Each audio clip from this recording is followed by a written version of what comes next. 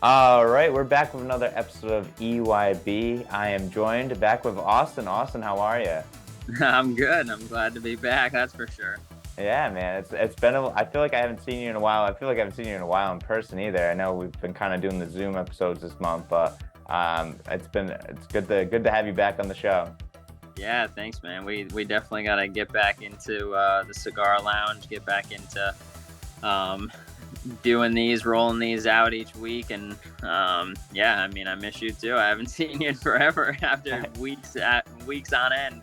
I know. I feel like I spent like every like the past like 3 or 4 months with you every Saturday or Monday or something like that during the week, and now it's like summer's kind of been picking up. Everyone gets busy, things happen, and I think we'll eventually get back together in August once Oh things yeah, kind of start to settle down a little bit. yeah, for sure. Yeah. But yeah, it's great to have you back on the show. We have a lot to catch up on. First, we have the Open. We're gonna talk about the British Open. And we have some like, other sports news to talk about, but I want to talk about the Rhode Island Open that's coming up in the next couple weeks. It's at Connecticut National. What are you looking forward to in the Rhode Island Open? I know it doesn't make sense. I don't know why the Rhode Island Open in Connecticut, but what are you looking forward to in the Rhode Island Open? Really just putting two good rounds together, honestly. Like it was a struggle in the AM and just not really being able to practice as much as I would like, just kind of playing here and there when I can. So just kind of honestly getting my head out of my ass and focusing and getting back into tournament form, which is good because we got a lot more ahead of us the rest of the summer into the fall. So should be good to let's kick it back into gear, hopefully. Yeah. Yeah. Oh, yeah. I know. Definitely. I mean, like you said, it's been a little while since you played competitive golf, and I'm sure that you had played in Rhode Island, but now the RI Open's coming up pretty quickly. It seems like you got a lot of events coming up after the RI Open too. What's after the RI Open? You have like stroke play and everything too. Yeah, the stroke play at Valley the next week. And then I think in September we have one or two events, in October the same thing. So next couple months is pretty busy, and like I said, hopefully I can just gain some momentum myself, gain a little confidence, and see where the chips fall. Yeah. Yeah. Definitely. Well, I'm sure you'd be fine. I'm sure the Rhode Island Open will bring great things, and we'll have to keep updated with that once that comes around. Looking forward to that. Keep track of you like I was doing with the RIM as well too. So I'm super excited to see. But let's get into the Open too, because that just happened. Our what is this? The third major, the fourth major, third major this happened this year? Fourth. Fourth major? Oh man. So yeah. So did you expect Harman to win or what? Oh my God, no! But man, oh man, does he have some stones? Yeah. Literally, just like wire to wire, just not even thinking about it. It was awesome to see, especially Saturday and Sunday. Like thinking, thinking that he was going to give a couple shots back. He started off both rounds over par through 4 or 5, and just regained it and played great considering all the conditions and all the players chasing him. Yeah, I know. It was interesting because I was watching him play on Saturday and Sunday too, but like he had given up the first like he both like wasn't doing well in the first few. So I think he gave up like Yeah. a few strokes on the. I was like, oh boy, he's gonna lose it. Like here it comes. And then like with Rom having the day they had on Saturday, I was like, uh, it's like over. Kind of like I don't think Harmon's gonna be able to hang on, but he held on, like you said, he's got some stones. And I think one of the things that I heard him say is that fan said something to him yeah. and that like kind of like motivated him. That was like the super interesting that the fan told me he didn't like have it or like whatever. And then it kind of like kept him in there. I know, that's awesome. Like that's just gathering your competitive nature and just like wanting to stick it to him. Yeah, seriously. What do you think about his approach when he goes to hit a shot? He like wiggles the Oh, club like 13, 15 times. yeah, I mean, for some people, I mean, it's just a comfort thing, and he gets into like a little rhythm. He gets comfortable, and then he goes, and there's no like rhyme or reason to it. It's just like a comfort, I guess. I I don't know. It seems a little too much, but I mean, he's the champion golfer of the year, so it's got to be working for him. So I mean, everyone to each its own, I guess. Like everyone has their own routine and set up. So yeah, I mean, if it works for him, it works. Just hopefully, it speeds up a little bit. Yeah, I know. It's like Sergio Garcia when he used to play. Remember, like he would, oh, he still plays, but like when he would like, Yeah, it would take him forever to get hit his tee shot. I know it. So, I mean, I don't know. It's definitely interesting, but everyone has a different swing. Everyone has a different setup. Everyone has different comforts and feels. So, I mean, it's just putting it all together and whatever works for you to hit the best shot at that time. I mean, that's what is most important. Yeah, yeah, definitely. Also, it was interesting to hear that Harmon's family was not there in Oh, attendance during the whole thing. His dad and mom were like on a fishing trip or something, and his wife and kids were back at home in Syracuse where they live because I guess his wife's a professor at Syracuse. Like, yeah. what are your thoughts on that and how, like, do you think this family knew? Do you think he had any confidence like coming into the tournament to like win, or like was it just like a thing that maybe people were just busy and like, oh well, whatever? Yeah, I mean, I definitely think it's like a different dynamic, but everyone else has lives too, you know. Like, Yeah.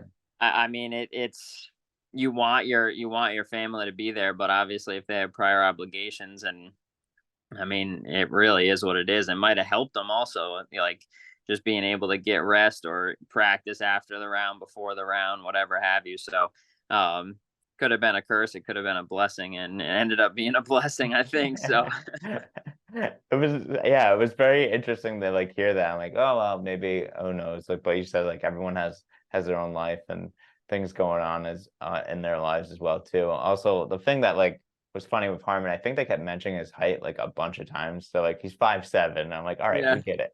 Leave those short guys alone. Like let him have like let him have this one. I thought he was shorter than 5'7" because everyone looks like they're like Shaq compared to him. Yeah. But now it makes me want now everyone in the PGA is taller than what I thought they were. It is what it is. Us short guys got to stick together. That's all it is. That's right. That's right. Well, we got to root for him. What were your thoughts about like Rom's play, Strepa's play? I think I said his name, Strepa, Strika, Yeah.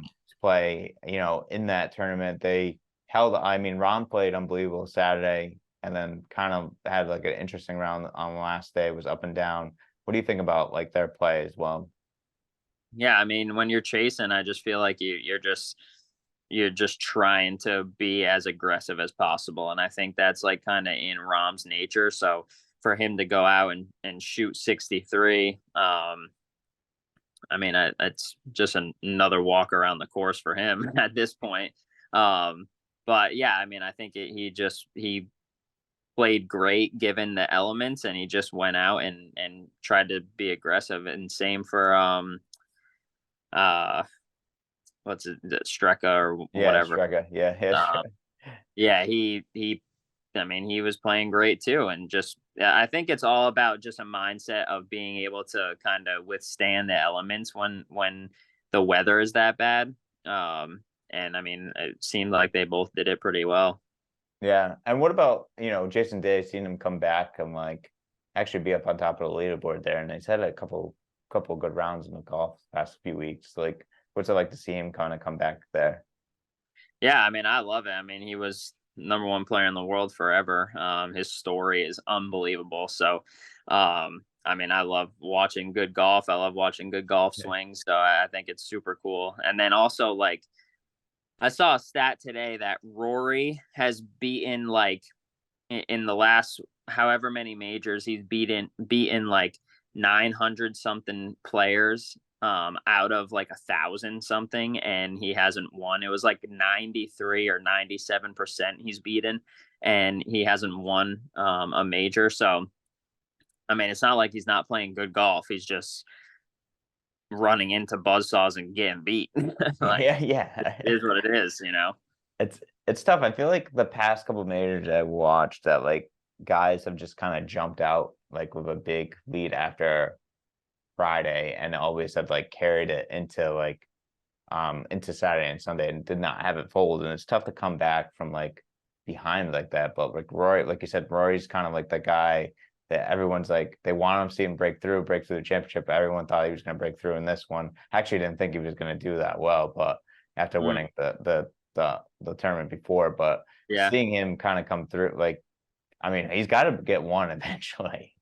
Yeah, I mean, I think the drought is very close to being over. And the Masters next year could be that. I definitely hope he wins a green jacket at some point in his career. So hopefully within the next couple of years. That was the first one that he was super close to winning and ended up not. So he needs that one for the Grand Slam to have all four majors. So I think it's only a matter of time. Yeah, Rory, I just like is interesting because I feel bad because like with Liv being there, kind of giving him all the shit that like is going on, and like Yeah. and you just kind of root for him because you want him to win, and like I don't know how it's going to be going forward for him, how much trouble they're going to keep giving him or whatever, because he spoke so out against him, and now I feel like the PGA doesn't really have his back. Yeah, I know. It's I don't know. I think it'll all play out. Like he said, he cleared his mind going into it, and it just kind of went out and played. And I think that's kind of what you have to do. You got to put, like, Yeah, I guess the politics aside, and just kind of go out and do what you were meant to do and born to do. So, put business aside and just kind of go out and play. I think that's the main objective. right. Well, it'll be interesting going forward. I mean, the Ryder Cup's coming up, which I love. I'm super excited about. Yeah. I think everyone loves that. It's in Rome this year, so it might be like one of those the Open where it's like an early morning start, which I also Mhm. like that, Yeah. especially on a work day. So I'm not complaining when I wake up and golf's on and I start my work day. I know. I that's gonna be a good one. It always is. Yeah, but Justin Thomas kind of mentioned after this tournament, he's worried about making the Ryder Cup this year because he's had poor play Mm. in all majors. Like, what are your thoughts on JT? Do you think he'll make it, or do you think they'll kind of go a different direction? I mean, I think he'll make it. He got into the field this week in the 3M because he needs points in order to get into the FedEx Cup. So, Yeah. I mean, it's never far off. Like he's been playing awful, but like he said he's hit shots that he feels like he's number one player in the world, and then he hits shots that he feels like he's a 9 handicap or whatever. Like it's never far off, and I think it's just finding that one key and that one mindset switch where, I mean, they're some of the greatest athletes in the world. Their mentality is way different than the average person. So it's not going to take much. And I think if he can put a couple good rounds together Thursday and Friday this week, he could put himself right in contention to win and gain. I think it's like 500 points in the FedEx. So, Oh, really? yeah, When is the FedEx? there's only two more. It starts in August. There's only 2 more weeks of the regular season for the PGA Tour. Oh my God, that's crazy. I just feel Yeah, like the summer flew by already because we're heading into August next yeah, week. I mean, I'm not complaining because I'm not a big fan of the heat. I like summer, but I also don't like the heat. I'm a big fall guy. I love fall, but I can't yeah, beat when football's on and everything else is going on as well too. But yeah. it'll be interesting going forward. I definitely looking forward to the Ryder and then the PGA Championship, the FedEx Championship that's coming up as well too. But yeah, I think that's it for the Open talk. Let's take a break and then we'll cut over to some sports news. Welcome to Vintage Cigar Lounge, the place where you escape to, not from. The place where your cigar options are limitless. A place where friends come together and bond over the finest cigars and drinks. A place where your selected few can retreat to and enjoy premium cigars, great conversation, and your liquor of choice within the privacy of our private rooms. Looking for a place to escape to? Our doors are always open.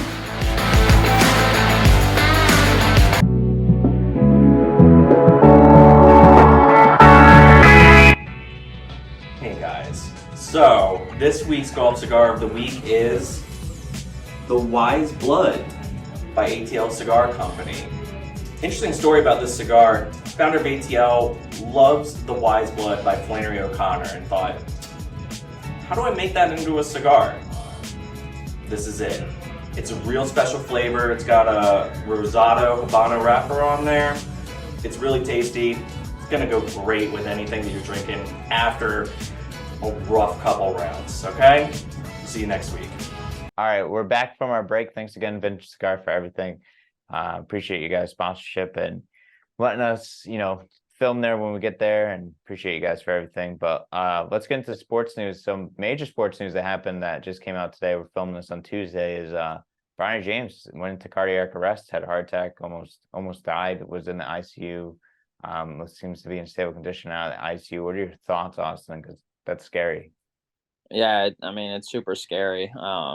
Hopefully he's all right. Hopefully the family's doing all right. But I mean, for him to be one of the top athletes, up and coming, and also having the genetics that he has, I mean, it just goes to show that it can happen to anyone, and hopefully he can recover and get back on the court, if that's what he wishes to do. If not, then I'm sure he's gonna find another avenue. But it's definitely a scary time.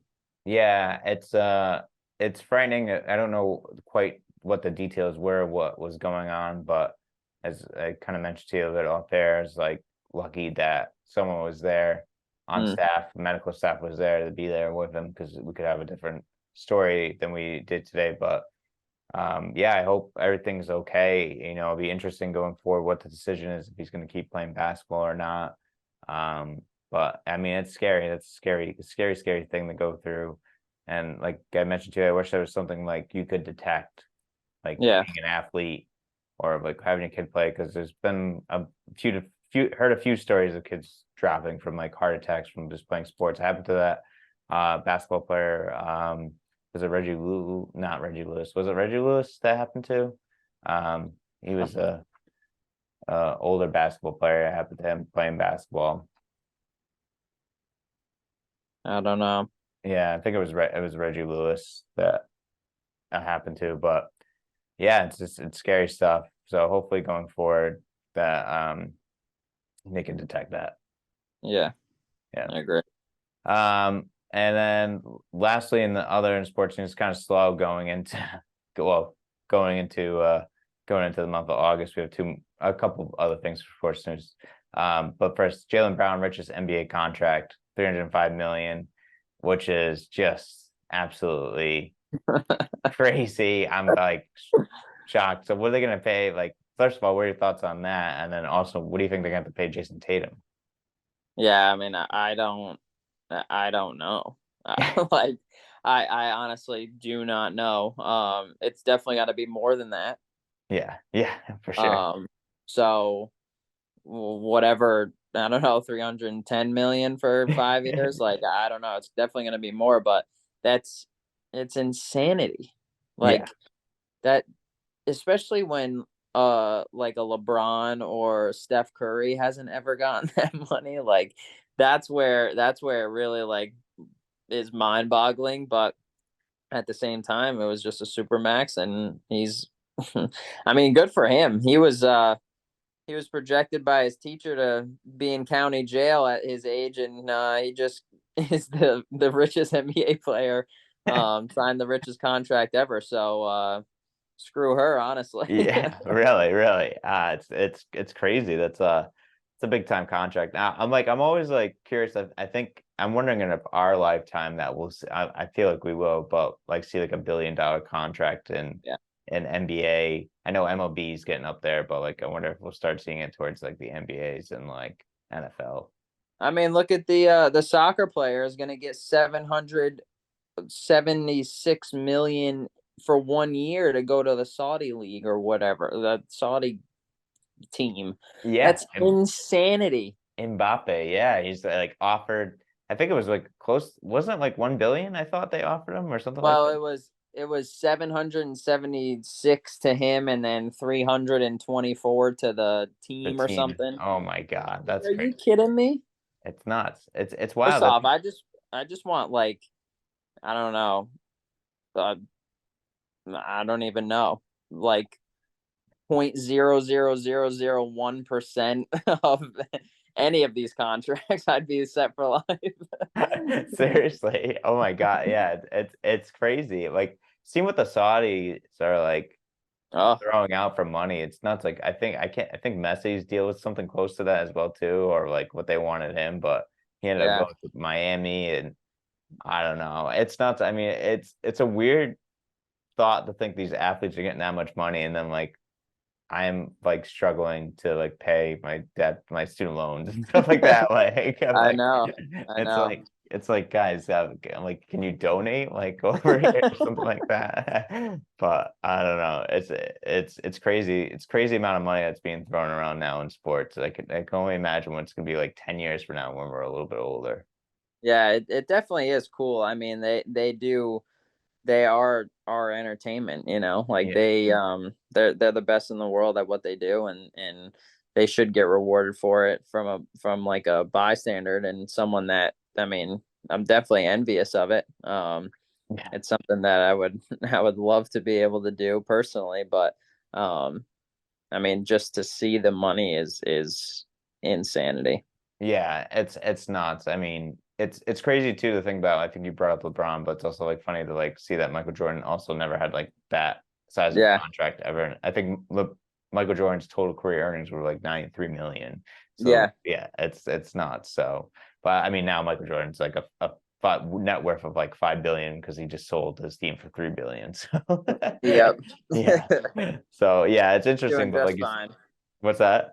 He's doing just fine. Yeah, he's doing all right. I don't know. But yeah, well, it's crazy to see, like you said, that it is our entertainment, which what like gets us by on our daily life. So it's fun to see. And then lastly, for sports news is I don't know if you watch it, but Hard Knocks. It's going to be the Jets this year. Aaron Mhm. Rodgers being there. Any thoughts on that? Are you excited to watch that? I honestly have never gotten into Hard Knocks. I've watched bits and pieces like here and there, but I've never like really tuned in. But I mean, they're all behind the scenes, right? Yeah, Yeah, I mean, I think it's super cool, especially being like football fan, NBA fan. It's super cool to see what goes on behind the scenes, and I think it gives a whole different perspective and a whole nother view, which is awesome. So, I mean, they definitely picked a great year to do it with the Jets. I know, seriously. It would be a lot of fun. I mean, last time, I think the last good Hard Knocks was actually with the Jets when Rex Ryan was the coach there. Yeah. And I hopefully it'll be kind of like the same thing. I watched a couple, I stopped watching a couple years, but I'm interested to watch this. Have you watched Quarterback on Netflix at all? With like, I watched the first episode. That's super good. yeah, that looks real. I watched the first episode too. And I really liked it. I gotta get back to Yeah, watching it. me too. I love that stuff. I love being able to dive into like the background of things. I think that's I mean, that's where like the champions are made, not where what we see on a Sunday or throughout the week watching the games. Like it's won and it's lost prior to. Yeah, yeah, it's awesome. It's cool to see, and it's super like enjoyable. I hope they keep like coming out with more of those. Hopefully, get like some behind the scenes in basketball as well too. I know Yeah. another full swing of golf maybe be coming out as well. Yeah, next year. Yeah, so So that's cool. yeah, it's fun. Well, Austin, it's been a lot of fun. I'm excited to see you in person in a couple weeks and get back to it. But always great to have you back on the show. And yeah, thanks, man. Yeah, thank you. I'm looking forward to what's to come for sure. Yeah, definitely.